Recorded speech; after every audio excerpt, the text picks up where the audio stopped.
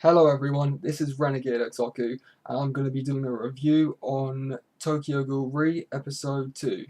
So, Ayato is causing chaos in the prison district he is, pretty much, in CCG and everything, because Keneki's literally let the dogs loose and everything he has, and all the prisoners are just causing chaos and everything for all the CCGs and everything. Meanwhile, like all the other CCG members are going on an island and everything to fight off a Giri tree. So they are pretty short-handed. Let's be legit. Okay, and pretty much Ayato ends up running into Ardama. Fucking hell, Ayato's gonna really not last long against Ardama. Yep. Meanwhile, Keneki and Hanami are talking pretty much. She's happy that Ken has come to save her, but she's also confused and everything because Keneki's been a part of CCG for like a year at this point and everything, and he's been, Sasuke Heise and everything, when she first met him and everything, met back up with him because, she obviously thought he was dead and everything, but, he's alive and everything. And that's how she got into the situation, trying to protect him and everything.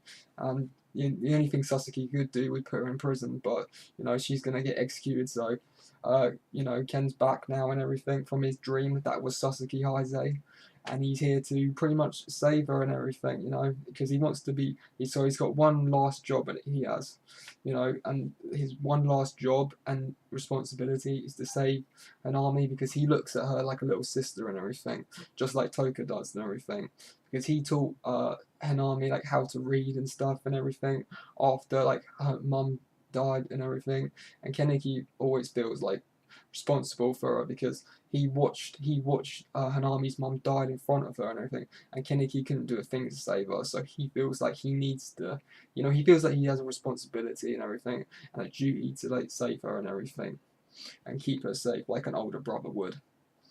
So yeah. But, as well, like, Hanami's just confused in general and everything because Kaneki was a part of CG, but she also knows how Kaneki thinks, as she does as well, and she knows Kaneki, might disappear and might die just by doing this and everything, and she's sad, so she ends up slapping him. Understandable, I guess, emotions are running high, they are, and she slaps him because of that, so quite a stressful situation, I wonder, and everything.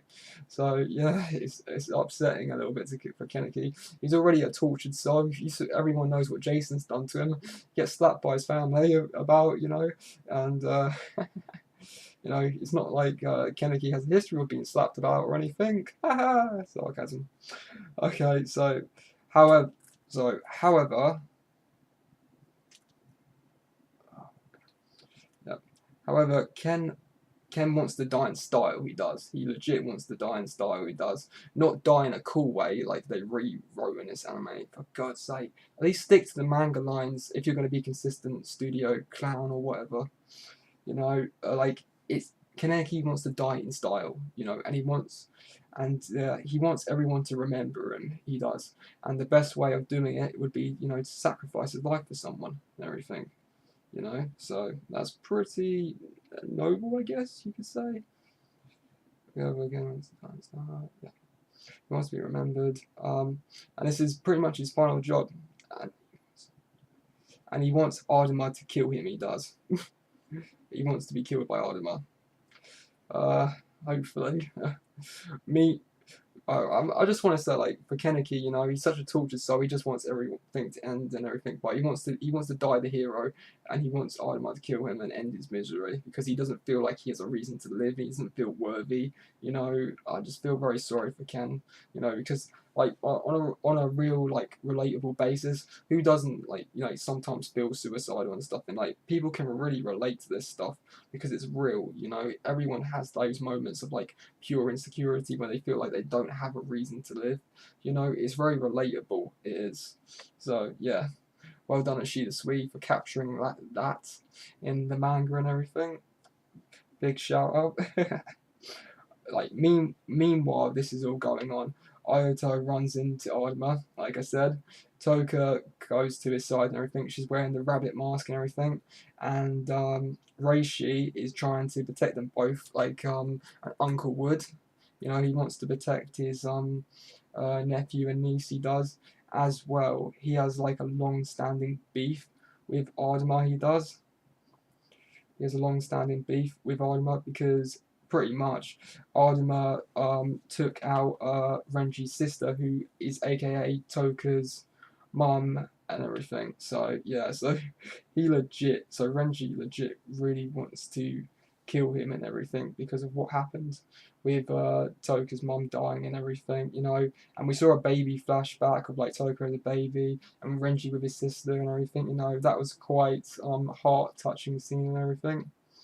Also, because Toka's dad couldn't detect Renji properly and everything, you know, Renji kind of blamed Toka's dad for being a weakling and everything.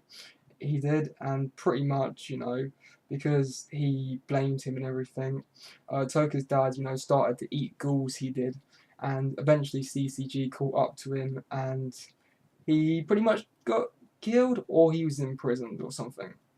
Because like I'm not completely sure what happened, but it looks like he died anyway. It does, because Renji explained that, and Renji feels responsible. He does, you know, and he blames himself for making like Toka's dad feel that way to drive him to like eat other ghouls. So CCG ended up to catch up with him and everything, and he feels, you know, and he also feels just like he feels like a massive disgrace. He does, you know, and he also doesn't want history to repeat itself. He doesn't want Toka and Ayato to die by Ardama's hand in this fight. But however, this fight does naturally become a family affair. It does. You know. Meanwhile, this is going on. Furuta runs into Kaneki, and they start to fight. They do. This battle quickly become. Yeah. So yeah, they have a Kaneki and Furuta have a pretty quick fight, but I'll go into that more. I will. So as I said before, Ayato and Toka and Renji are trying their best to hold Ardama back. They're really trying their best. They are. Meanwhile, Kaneki and Hanami make quick work with Furuta, but you can tell Furuta was just play acting.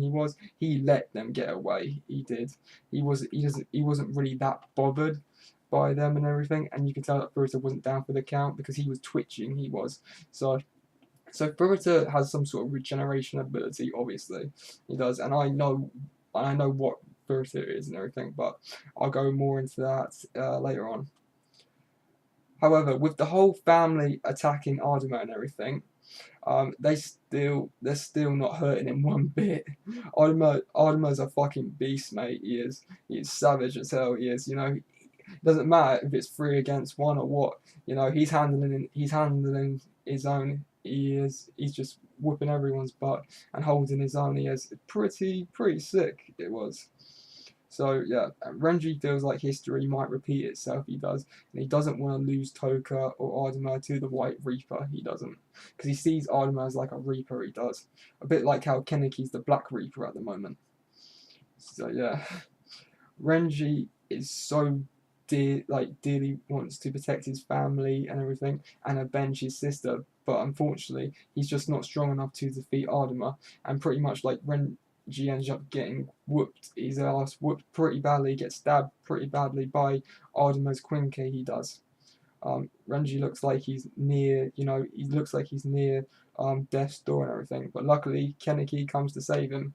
Like, yeah, Kaneki's trying to protect people like he always does, you know, by sacrificing himself. This is a story that's ongoing throughout the manga as well. Like, yeah, anime only. I'm just recommending you should definitely read the manga of Tokyo Ghoul Series 1 if you haven't already.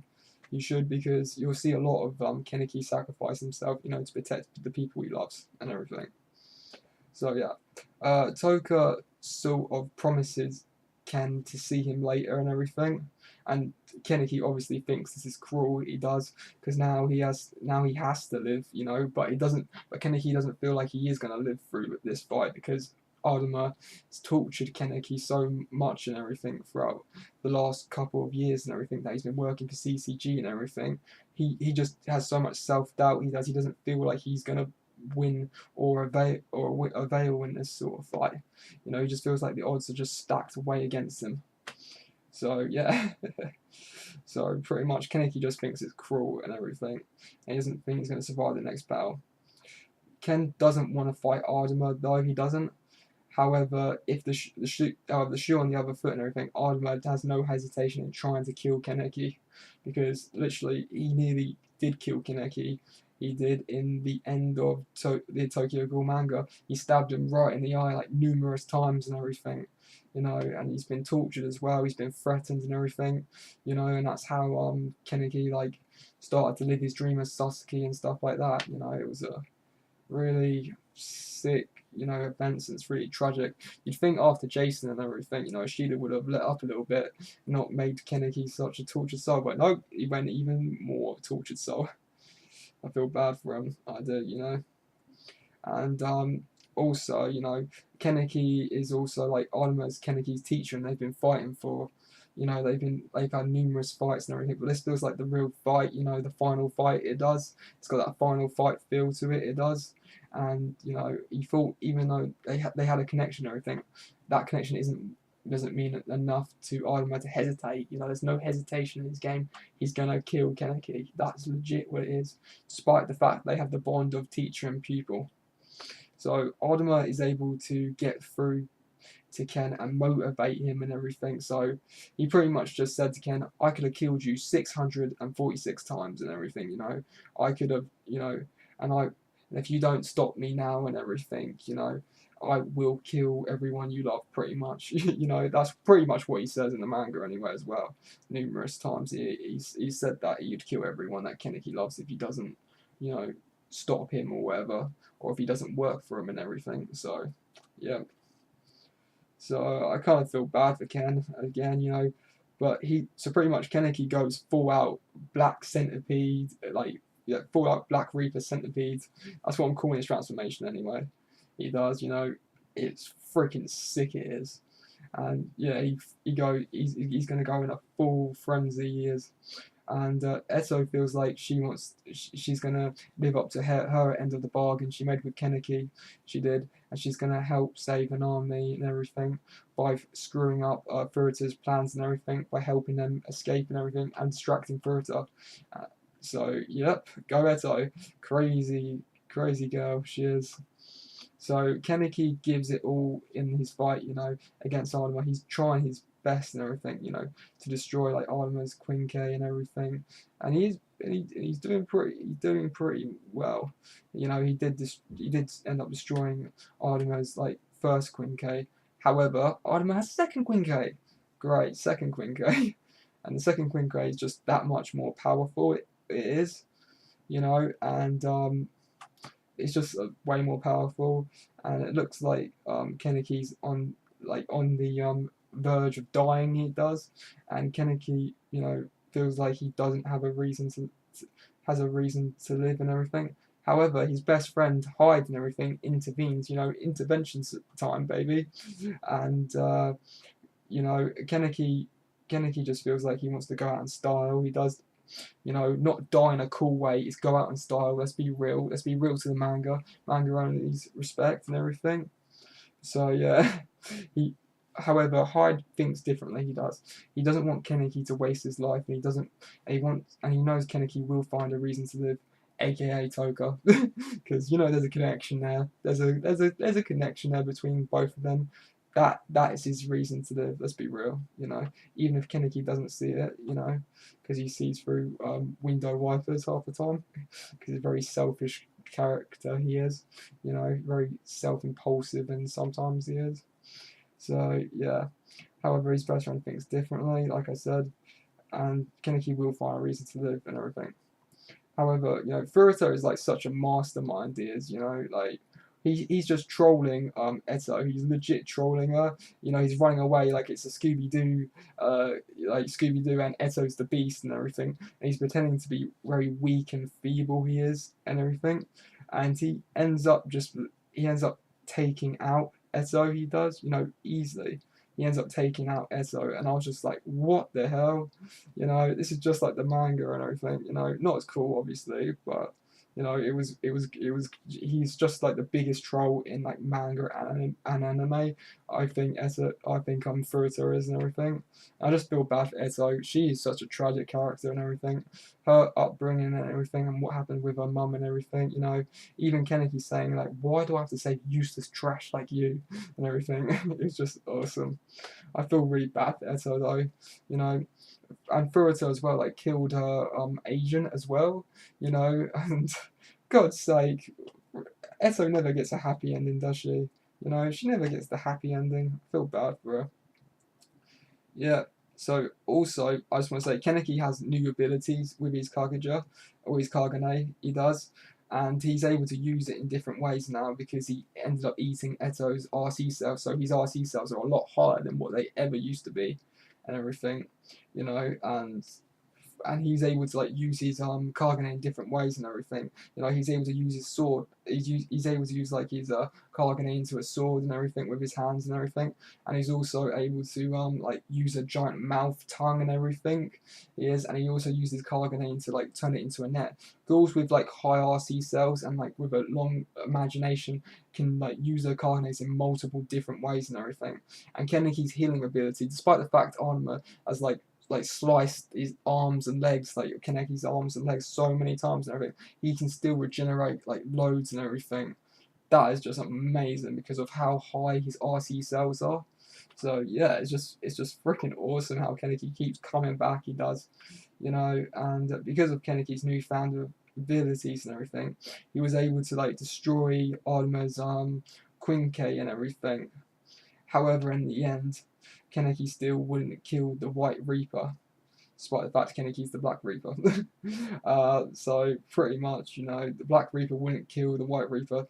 So Adama feels like, you know, he doesn't want to live anymore, you know, and he just ends up killing himself. So we're probably going to find out what happens next episode. We are about how, you know, what inspired, like why Arima wants to kill himself and everything, and Hanami was able to get away and everything with Toka and everything. So that's a happy ending for them and everything.